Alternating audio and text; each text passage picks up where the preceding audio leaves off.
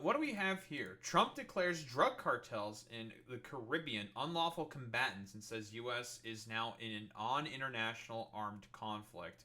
So, that like, are we just basically trying to say that a bunch of random boats or some shit, that we have no idea if they're carrying drugs whatsoever? Because I think like Trump has done, I think, 3 or 4 extrajudicial sort of hits on different, like, seemingly like motorboats that he thought was carrying drugs.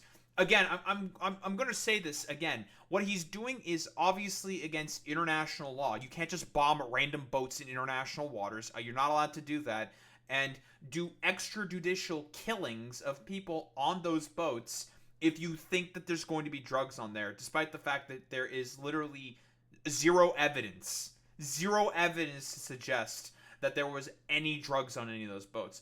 I thought the United States was a nation of laws, and they believed in the sort of rule of law. I thought Republicans cared about the rule of law. What happened?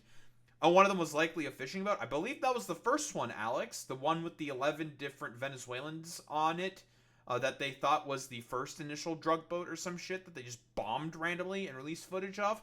And they were going to Trinidad, and then they saw and heard the drone flying overhead, and then they started turning back, and then Trump and like Pete Hegseth decided to approve and just you know, just kill him. Just extrajudicially kill them, and just basically come up with the excuse of like, yeah, well, you know, they were carrying drugs, folks. They were going to kill us with all of their drugs on that boat. They definitely had fentanyl on there. It's just like, oh, so we're just gonna like start randomly killing people? We're just gonna start randomly killing people if you think you just have drugs on them. Okay, that's pretty cool. That's great, fantastic. And now he's declaring that the U.S. is in armed conflict with drug cartels after Venezuela fucking boat strikes. Him and Pete Hegseth are trying to come up with any excuse at this point in time to have casus belli to go in with an invasion of Venezuela at this point in time. And if you really don't think that that's going to be a complete... First off, we're going to get this out of the way. Pro-peace president, by the way. Very, very pro-peace, trying to come up with literally any excuse under the sun, seemingly, to try to do an invasion of Venezuela. So that's cool. And even if, let's say, hypothetically speaking, that there is an invasion of Venezuela, Nicolas Maduro has basically mandated every single Venezuelan to begin, like, just have basic training with weapons. Good luck dealing with about 4.5 million people, everyone having a gun provided to them by the state and being armed, going in there with an invasion force. Good luck with that. Good luck trying to do a invasion of that sort of country that's going to be inherently hostile to you at every single turn. It's going to be a complete, utter fucking quagmire. Oh yeah, 1000%, Boy Meets Minnie. Yeah, this kind of dangerous insurgency is why we have international maritime law to begin with. Yeah, because it turns out that most people should not just be bombing the ever-living shit out of random boats in international water. That's kind of bad, guys. It's not a good thing. Yeah, it would be Iraq. Probably Iraq 3. I think that's more correct to say, Alex, that this would be Iraq 3. Because Afghanistan and, well, I mean, Iraq 2, Electric Boogaloo. There was 2 invasions of Iraq done by the United States. So yeah, this would be really, really bad. Listen, so much for being America first, am I right? So what? Trump administration has determined the U.S. is in a non-international armed conflict with drug cartels. It has designated as terrorist organizations. It is said in a notification to Congress viewed by CBS News. They just randomly just said it. You know, that's cool. I believe that Venezuela is jungle country welfare. I want to say that it is. Caracas obviously it's the capital city. It's not going to be as jungly, but yeah, if you're outside the main cities, it's probably just going to be all jungle. Honestly, then in that case, this would be more like Vietnam. Dude, it's time for another Vietnam. Let's go, boys. Listen, couldn't win in Vietnam? How about we do like Vietnam but fucking bigger? Nah, fuck it. It's gonna be a complete utter shit show. Administration delivered the notification after a mid-September strike on an alleged drug boat. Again, alleged. There's no evidence presented at all. And in fact, more evidence has come out to say that it wasn't a drug boat. It was just some random fucking fishermen that they just randomly decided to bomb. Very cool. Almost as if just putting random non-state actors and non-state organizations on the terrorist watch list, that might be a bad thing. Despite the fact that, like, Chanderagua and all these other, like, I don't know, South American central gangs are only selling drugs in the U.S. because of the fact that, oh, there's a market available for the selling of drugs in the U.S. Maybe if you were to decriminalize drugs, similar to how Prohibition was not able to work, then maybe the drug cartels won't be able to sell and have as good of business in the United States selling drugs. I know this is just some food for thought, but again, this was tried before with Prohibition, and the U.S. had a lot of problems with the fucking mafia as a result. So maybe if you do the exact same logic, but after the decriminalization of alcohol, you do the decriminalization of drugs, then the cartels are not going to be able to make as much money.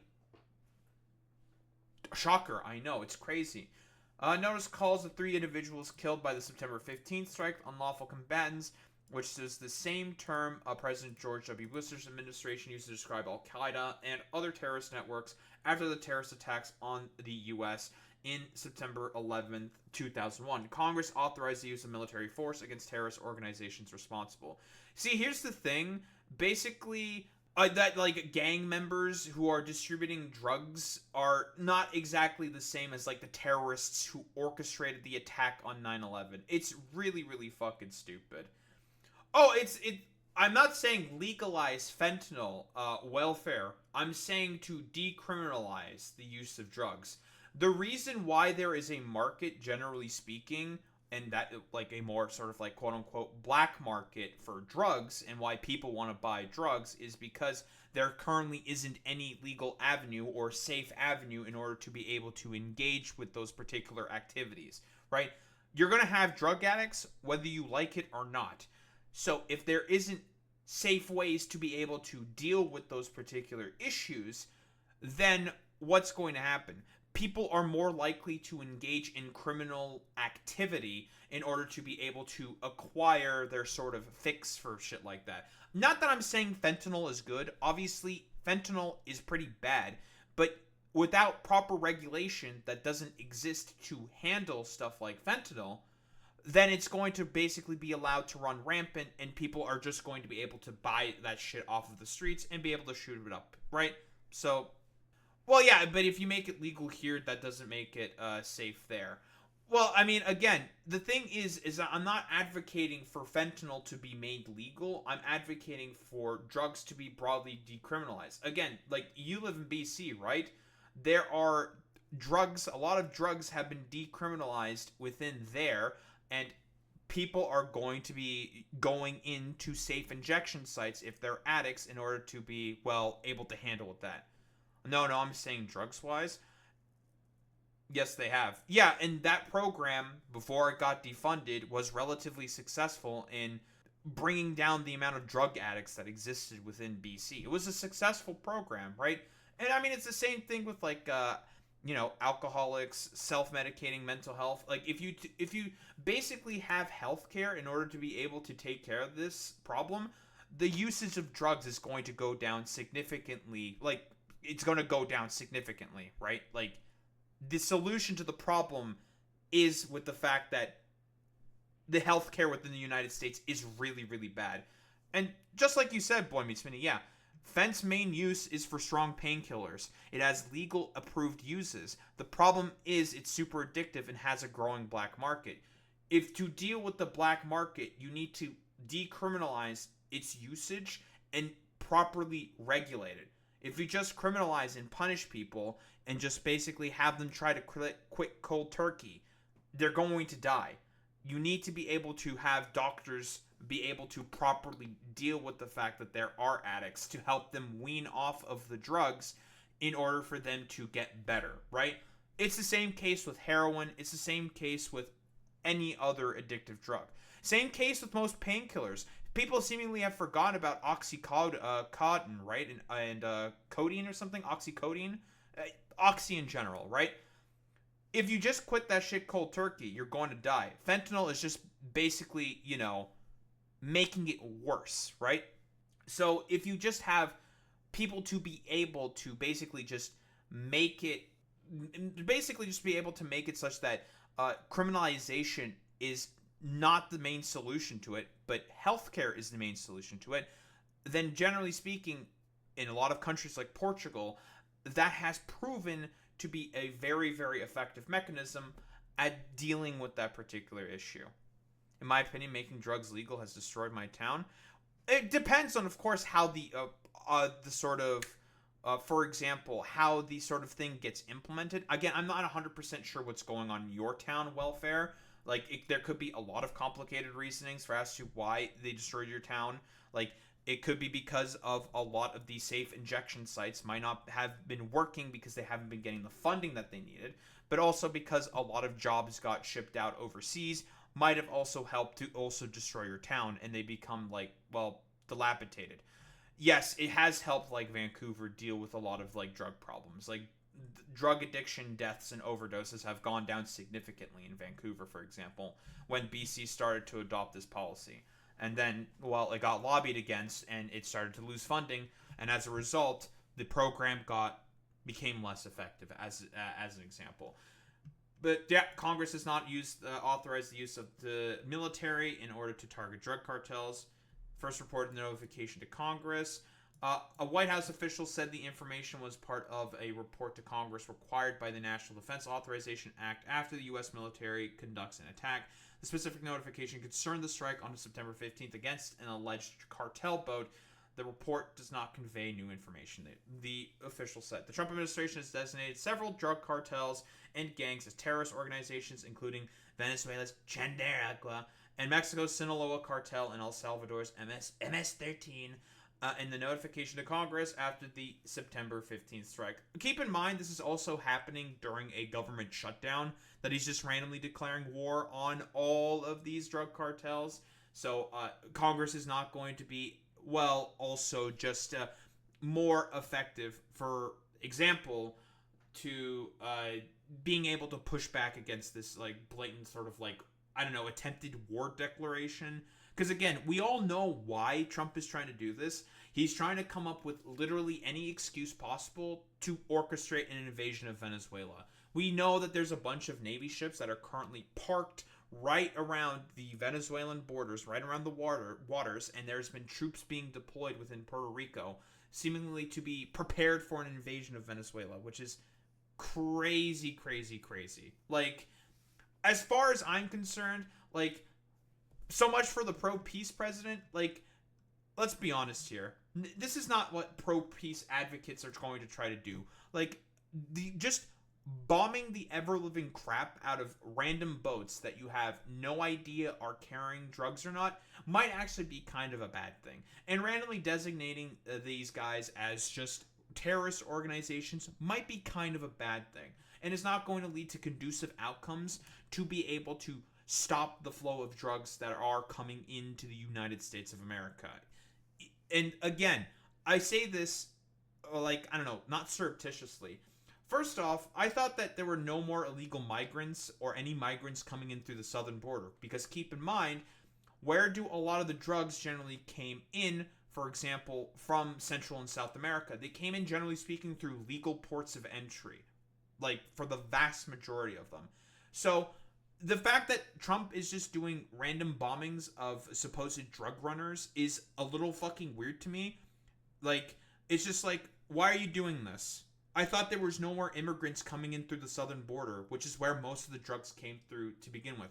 At this point, you have to make the assumption that there's an ulterior motive, and it's all just macho man, big boat, showboat kind of bullshit.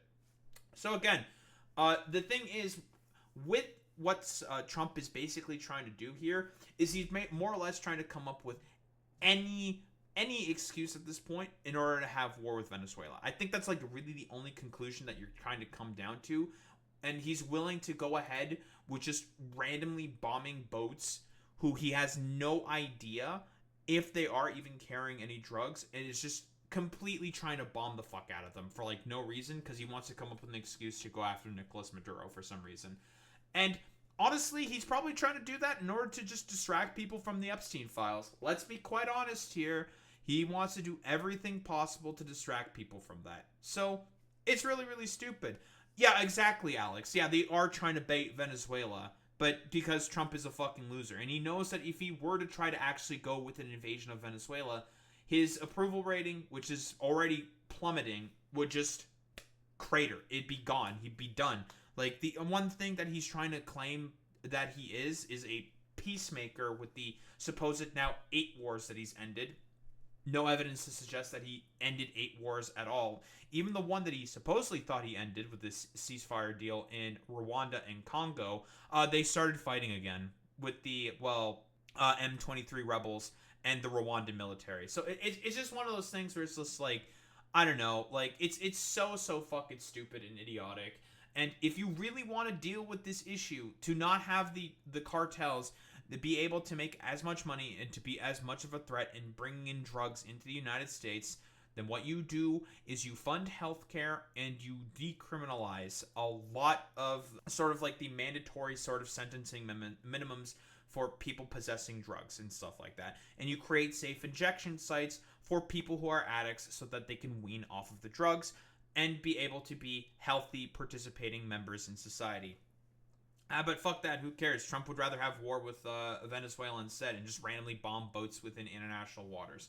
I don't know, that seems to be much more in, like, Trump's alley. So I don't know, I don't know what else there is to say besides, this is all basically just an excuse to have Trump bait out Maduro to, I don't know, try to protect these boats that are going in international waters. So he has an excuse to have, war with Venezuela at this point. So, yeah, he's, like, declaring war on the drug cartels. Like, is he going to do an invasion of Mexico or El Salvador or something? Like, is he going to go that far? I thought, like, he was allies with Nayib Bukele within El Salvador or something. What's going on? Like, that's a little weird.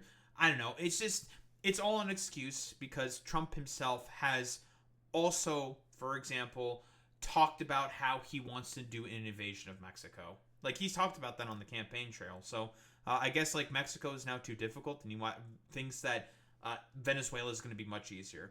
Yeah, I don't think there's really much else to say besides this is basically just an excuse for Trump to have, war with the Venezuelans for whatever dumbass reason. Or, though, honestly, the real reason is, and we're gonna bring it up, is really this. Trump is still mad about the fact that his coup attempt in 2019 with Venezuela was so fucking ridiculously half-baked. It was just Juan Guaido and like 3 other dudes in a trench coat getting spotted out by Venezuelan fucking fishermen.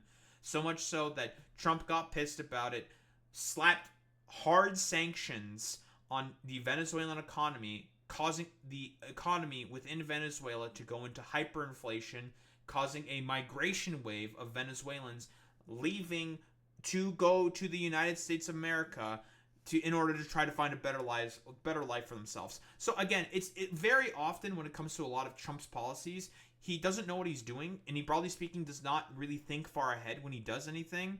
So, and he likes to create sort of like political issues for his opponents so that he has something to fucking run on, because otherwise he basically has like no issues or policies that he can run on. Because in reality, he's just, a dumbass who just seemingly just wants to bomb the shit out of random boats in international waters. So it's one of those things where it's just like, spare me at Trump. Like, you're just trying to find an excuse in order to have war with Venezuela. Well, I don't think there's really much else to say besides so much for the pro-peace Republican coalition.